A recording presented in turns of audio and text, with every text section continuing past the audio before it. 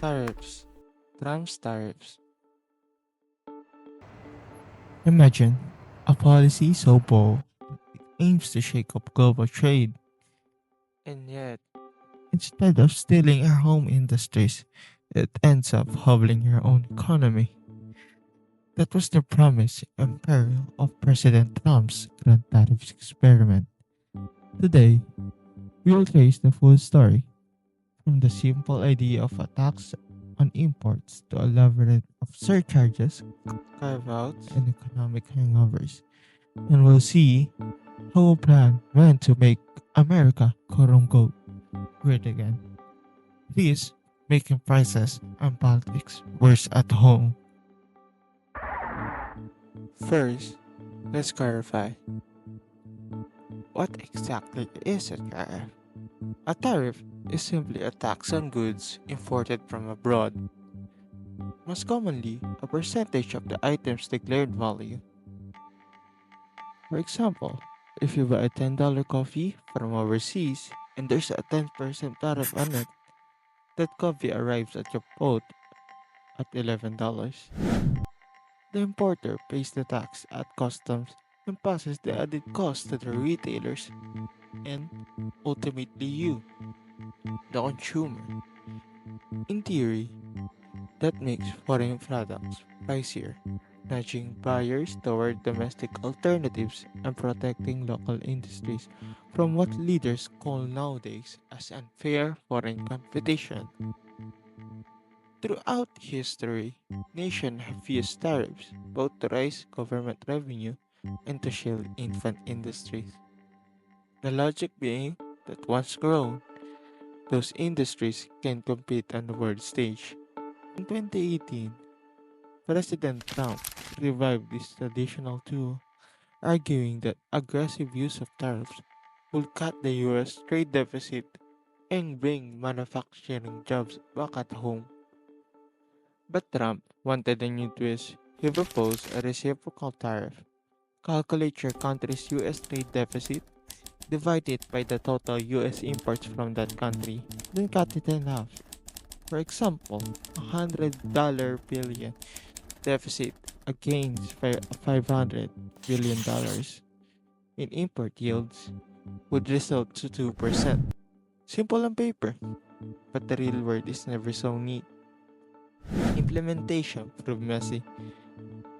Definitions of deficits and import, scope of covered goods, and exemptions sparked legal and logistical challenges across custom agencies, business, and foreign governments alike.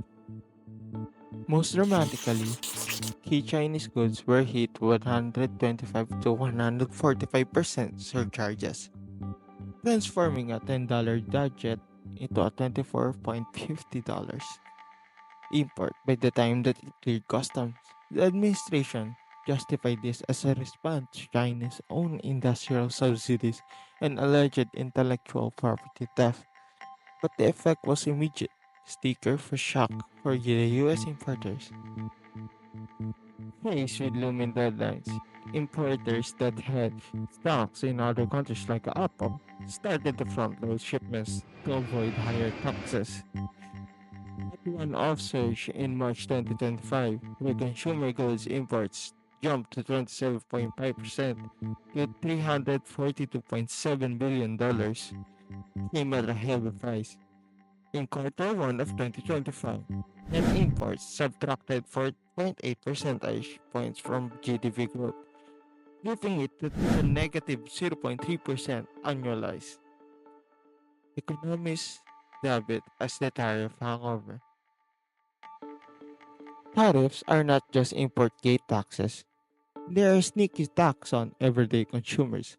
The Federal Reserve warned that heightened trade costs could roughly add 0.5 percentage to headline inflation. That means price your gasoline, electronics, and even your weekly groceries, all part of the hidden cost of the tariffs. The CBO, or the Congressional Budget Office, estimated that the uniform 10% tariff hike will shape up 0.3% of US GDP over the next decade and reduce our average household income by it, about with two kids, especially $700. living in San With Francisco, which that is kind of one of the cash, most expensive cities in this families no country. longer have I money wonder what for our rent, healthcare, or student loans. Politically, the tariffs lost bipartisan support. A Reuters poll found only 37% approve of Trump's economic stewardship, and 20% of Republicans agreed that tariffs hurt U.S. consumers more than foreign producers. As household prices pain mounted, so did criticism from both the Democratic opposition and members of Trump's own party.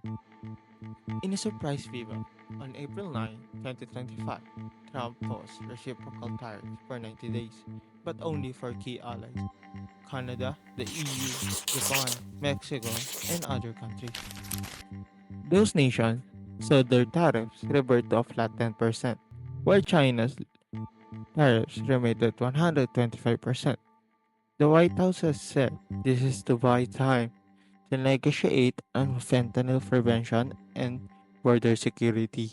Yet, it underscored how tariffs became a selective bargaining chip rather than a consistent policy tool. Just days later, the administration granted an exemption for smartphones, computers, semiconductors, and flat panel displays, but only for those assembled outside of China. Any device with Chinese source components continued to face the exorbitant surcharges. Silicon Valley cheered the relief for the consumers, but warned the partial carve out would still hamper global supply chains. On May 2, U.S. Customs ended the de minimis exemption, which has led packages under $800 enter duty free only for China and Hong Kong. Suddenly, low value e commerce orders from Temu, Shein, and others face up to 145% tariffs or steep flat rates. Retailers warn they may stop US shipping altogether rather than swallow those costs. Markets reacted with whiplash.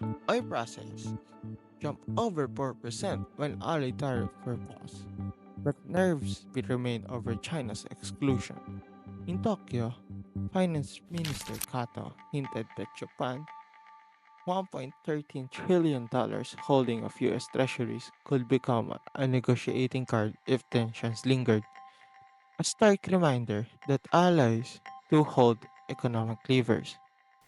And that is the tale of Trump's tariff odyssey, a policy born to protect local industries, yet one that ended up punishing the American consumers.